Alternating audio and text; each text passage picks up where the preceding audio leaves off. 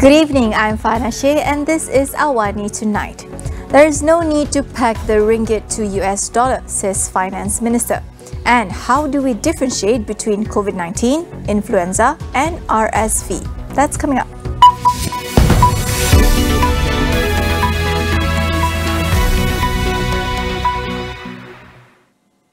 The government has no plans to peg the ringgit to the US dollar, saying it is highly risky and a large trade-off. Finance Minister Datuk Seri Tengku Zafrul Abdul Aziz explains it would require Malaysia to follow the monetary policy of the country to which the ringgit is pegged to.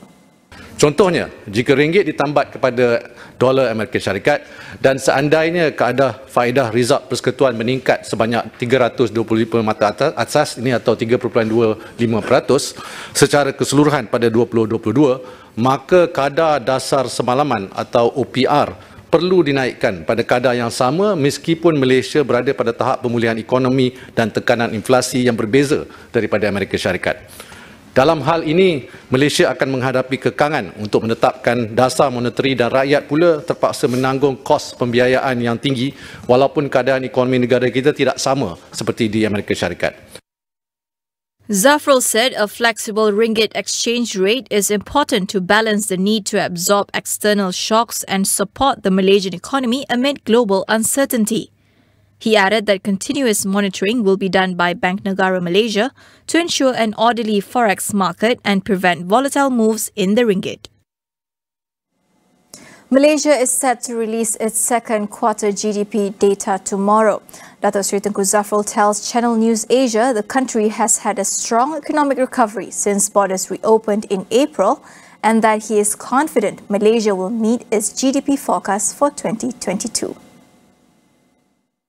Second quarter GDP growth, the numbers are quite strong and this gives us more confidence that we will be on track to meet that target. The unemployment number is now at 3.8% in June, which is the lowest since the pandemic. The wholesale and retail consumption have increased considerably. It's a record high since 2018 actually. The trade numbers as well, very strong trade number, up nearly past 40% for the first 6 months. We also seen even car sales figure continue to be strong, up more than 30%. Even business are growing, and we can see it from the net financing number. Net financing number grew by about 5%. So the economy is showing strong signs of recovery to date, and we feel that the third and fourth quarter, the momentum will continue, especially in the third quarter. So we should be able to meet our 2022 GDP forecast of between 5.3% and 6.3%. In other news, a protest is being planned to highlight the issues surrounding the Littoral Combat Ships LCS project. It is expected to be held in Kuala Lumpur on August 14th. The organisers have several demands, among which are for the government to respond to the Royal Malaysian Navy Admiral's letters on the purchase of the ships and for the resignation of Senior Defence Minister Datuk Seri Syamuddin Hussein. They also joined increasing calls for the establishment of a Royal Commission of Inquiry to investigate the matter. The government yesterday agreed to declassify the Governance, Procurement and Finance Investigation Committee's report on the LCS project. This follows the Public Accounts Committee's report that no ships have been completed despite 6 billion ringgit out of the total 9 billion ringgit contract value already paid out for the project. The motion on the citizenship of children born abroad to Malaysian mothers was debated in the Dewan Negara today. The motion was brought by Senator Datuk Seri Zurainah Musa, who seeks an explanation from the Home Ministry about its commitment in bringing a constitutional amendment to Parliament on the matter. Sekiranya kedua-dua jantina warga negara Malaysia dilayan dengan sama, tiada isu ketidakadilan. Tetapi, kenapa kita boleh lakukan untuk warga negara lelaki tetapi tidak boleh kita lakukan yang sama untuk warga negara wanita? Perkara ini jelas dan menjejaskan juga reputasi negara kita, iaitu seolah-olah Malaysia beranggapan wanita tidak sepenting lelaki. Walhal kesaksamaan jantina dalam perlembagaan jelas disebutkan. Zuraina added that there's currently no information from the ministry regarding the timeline nor the commitment to bring this amendment to Parliament. In September 2021, the Kuala Lumpur High Court had ruled in support of the Malaysian mothers, but the government appealed this decision. On August 5th, the Court of Appeal in a 2-1 majority decision had ruled that children born abroad to Malaysian mothers married to foreigners are not legally entitled to Malaysian citizenship. Similar restrictions do not apply to Malaysian men. We will go for a quick break. Stay with us.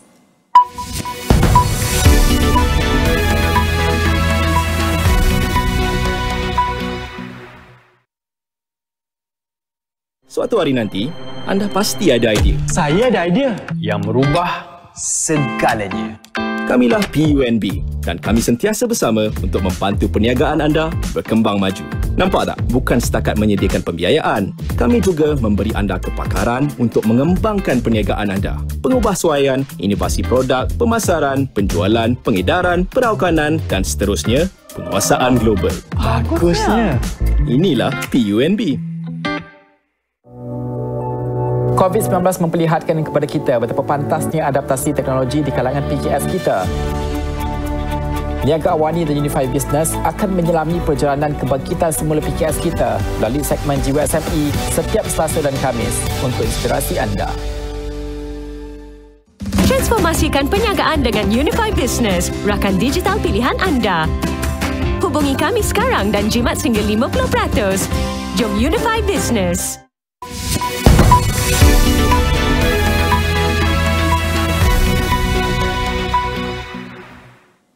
Welcome back. The Health Minister yesterday said the new wave of COVID-19 this time will be longer than usual as cases gradually increase.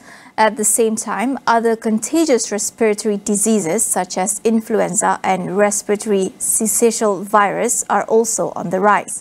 Dr. Astro, consultant physician from Mahkota Medical Centre, gives us an overview of current outbreaks from these viruses and what to look out for.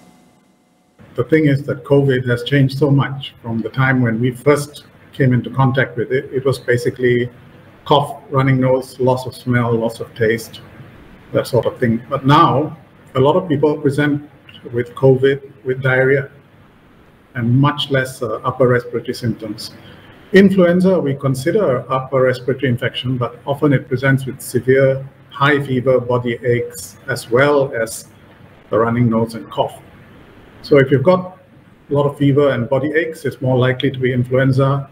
If you present with a bit of cough, fever, and then you're getting diarrhea as well, then you should be considering that you might be having COVID, especially if you've already had your booster and all that. And a lot of people present with diarrhea instead of the classical upper respiratory symptoms.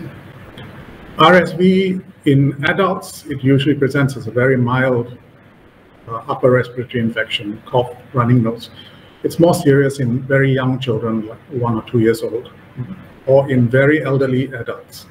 But most adults and children above 1 to 2 years old have minimal symptoms, and it's not dangerous as such.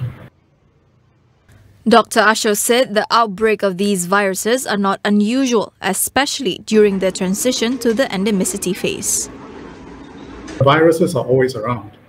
But when we had the lockdowns for COVID, it also interrupted the transmission of RSV and influenza. I hardly saw a single case of influenza in the 2 years when we were locked down, because they all depend on close proximity for transmission as well.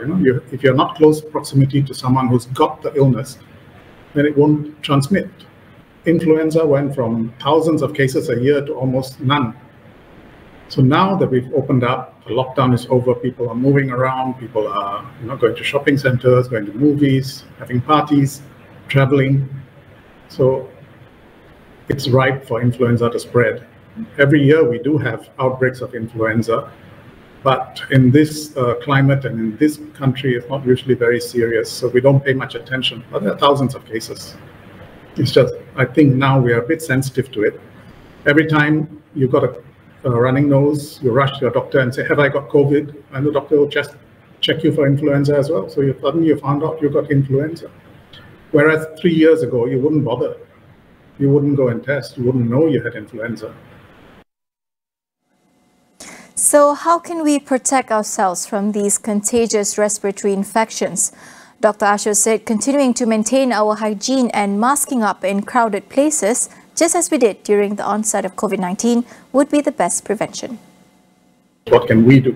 Because that is basically the most effective thing, what we do. And what we can do is to continue what we've been doing for the last couple of years. We were so familiar with it now. Sanitize your hands all the time.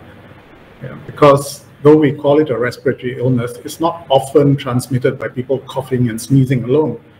It is more when you touch an infected surface. Somebody who's got the infection has touched their table, and then you touch the table, or you touch the door handle, and then you touch your nose or your eyes, and you transmit it. So sanitize your hands. And if you are in crowded public places, please continue to wear a good mask. And that will help to cut down the great majority of infections. As far as what the authorities, the government can do, what they can do is basically to reinforce these messages. Tell them we're not out of the woods. These diseases are still there. And though they may not be dangerous for the great majority of us, we also have to take care of those people who are more vulnerable because of their age, because of other illnesses they have, or people who cannot take the vaccines because of allergies. They are vulnerable and we have to take care of them. So the function of the government here is to tell us, reinforce these messages that we have to take care of ourselves and we have to take care of others as well. On to the international front, North Korean leader Kim Jong-un has declared victory over COVID-19, ordering a lift in restrictions. It comes just 3 months after the country acknowledged an outbreak. The country reportedly relied on lockdowns, homegrown medicine treatments, and what Kim calls the advantageous Korean-style socialist system. He said North Korea's official death rate of 74 people is an unprecedented miracle compared to other countries despite the non-existence of a vaccine program. North Korea has not revealed how many confirmed infections it has detected.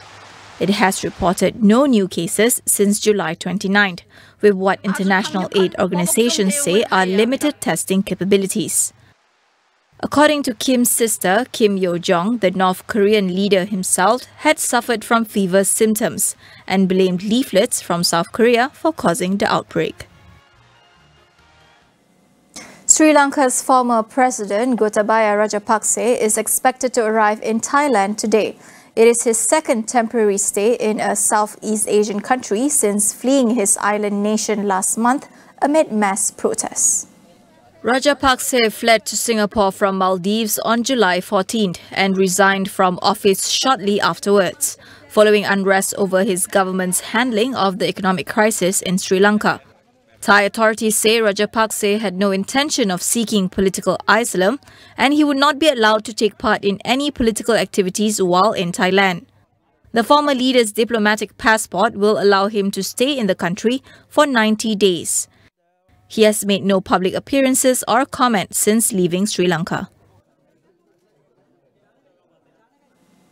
Firefighters are battling a wildfire in southwestern France that has already destroyed up to 17,000 acres of forest. The blaze in the Gironde region has destroyed at least 17 houses and forced 10,000 residents to flee. In total, about 1,000 firefighters, 9 aircraft and 2 helicopters have been mobilized, but strong winds and high temperatures are hampering operations. The same region was hit last month by major wildfires that forced the evacuation of over 39,000 people. France and many other European countries have seen a wave of wildfires this summer, triggered by record temperatures and droughts across the continent. That is all we have for you on AWANI tonight. I'm Vanashe. Thank you for watching.